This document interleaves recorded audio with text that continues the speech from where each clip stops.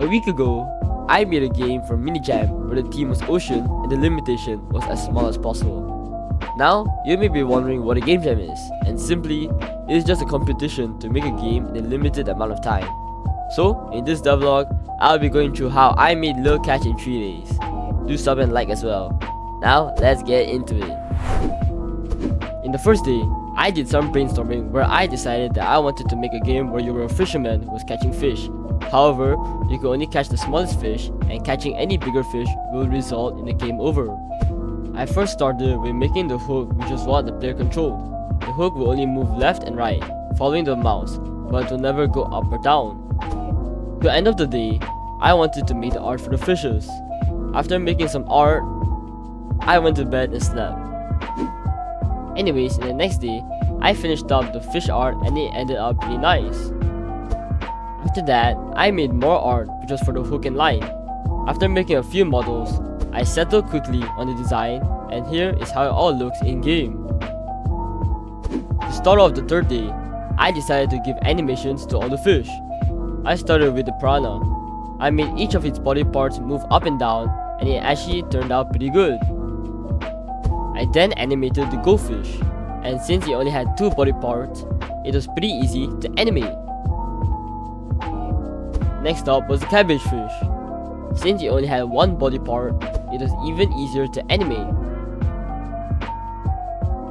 Finally, I made the shark animations. It is really fun to animate the shark as it had more body parts. I tried to make the shark look like it could swim pretty fast. After animating, I started work on the fish spawner. How it worked was that the fish spawner would choose a random X position at the bottom of the screen, then randomly spawn one of the 4 fishes at that position. In addition to that, the fish spawner will spawn fish at a faster rate as the game progressed. Along with the fish spawner, I coded it such that the fish prefabs will be destroyed upon leaving the top part of the screen. Here is how it works in game.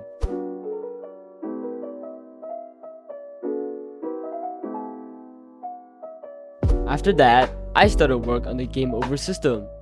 I wanted it to work such that when the player touches the goldfish, their score will increase by 1.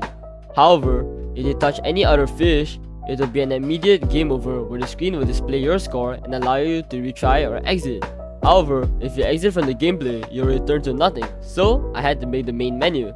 I just made the essential buttons work, such as the play and settings button, and here it is.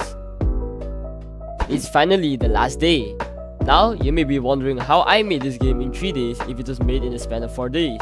Well, the game jam is exactly 72 hours, where it started at 12 PM of the first day and ended at 12 PM of the 4th day. With about 5 hours left, I started with making the in-game background art. I wanted to make it pretty simple but detailed enough, so I just put some seagrass, corals, and stones. Here is how it all looks pieced together. After a game over, you get to see your score and be able to retry. You can also go to the main menu. I then made the main menu cover art, and I just got the fish art and hook and line art and put them all together. I started work on the in-game music. I wanted to make the music pretty relaxing and make you feel like you're in the ocean yourself. Finally, with an hour left, I speedran making a sound system and a settings menu. Essentially, I let the player be able to adjust the music and sound effects volume in the settings menu. Finally, with a few minutes left, I finished making the game. I started exporting and I missed the deadline, which was at 12 PM because the exporting took way too long. However, I was able to appeal to post my game late, so it all worked out well in the end. Now, here is how the game looks. The game has a description, but who cares about that? Just load up the game and get into it. In the main menu, you can play around with the settings, then go ahead and play.